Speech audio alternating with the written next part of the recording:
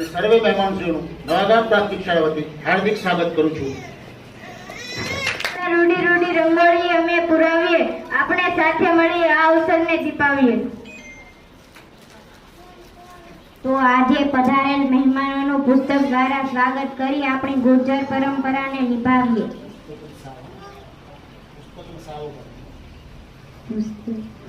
તાલુકા વિકાસ અધિકારી સાહેબ નું સ્વાગત સરપંચ શ્રી કરશે.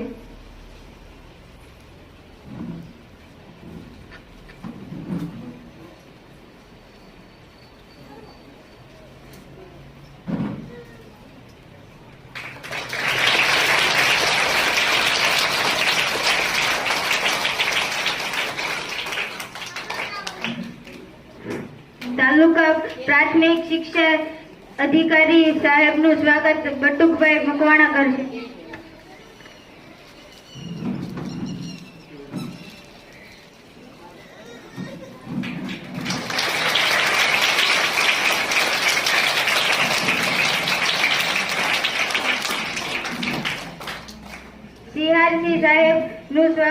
સીઆરસી સાહેબ પ્રવીણભાઈ.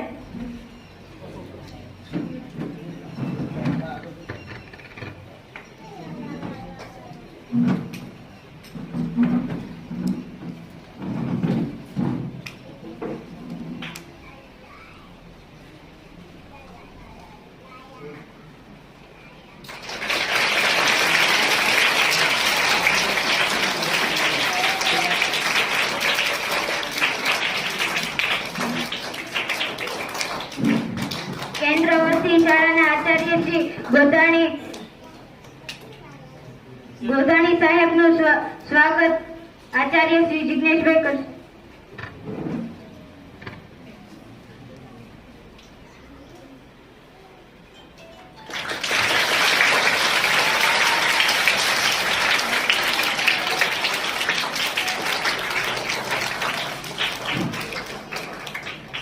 હવે કાર્યક્રમને આગળ વધારે આપણી શાળામાં બાપા પગલી પાડતા નાનેશ ભૂલકાઓને શાળા પ્રવેશ કરાવી તો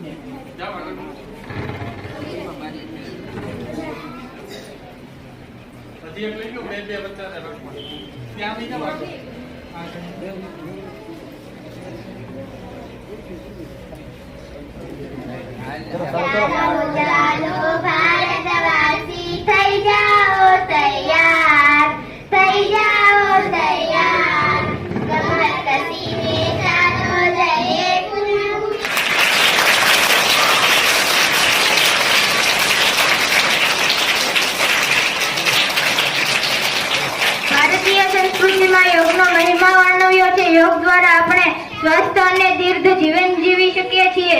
તો યોગથી આપણને વિશેષ પરિચિત કરાવશે ભટ્ટ કુંજ અભયભાઈ.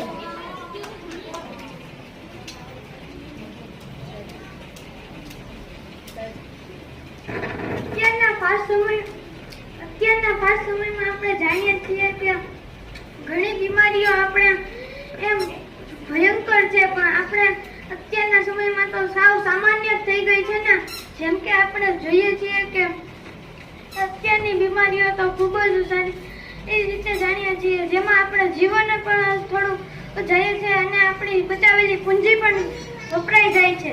આ માટે આપણે યોગ બચાવવા માટે આપણે યોગ કરવા જોઈએ. યોગ આપણી માટે ખૂબ જ સારા છે. યોગ આપણને તંદુરસ્ત રાખે છે અને આપણે તંદુરસ્ત જિંદગી જીવી શકીએ છીએ. આ માટે આપણે યોગ વિશે જાણીશું. આ યોગ આપણને બધા જ અંગોને કુદરતી બનાવે છે. આ યોગ આપણને ખૂબ જ સારી રીતે જીવાડી શકે છે. આ માટે આપણે ખૂબ જ સારી રીતે યોગ કરવા જોઈએ. અને શરત માત્ર એટલી જ છે કે સવારે ઉઠીને પેટ સાફ કર્યા બાદ જ યોગ કરવા અને શુદ્ધ પવનમાં આ હવા જાય ત્યારે આપણે યોગ કરવા અને યોગની સાથે સાથે ઓમકાર, પ્રાણાયામ, વિનાયમ અને વ્યાયામ કરવા જોઈએ. એ માટે આપણે યોગ કરવાથી આપણે નિરોગી બનીએ છીએ. એટલા માટે જ કહેવામાં આવ્યું છે કે યોગ બનાવે નિરોગ.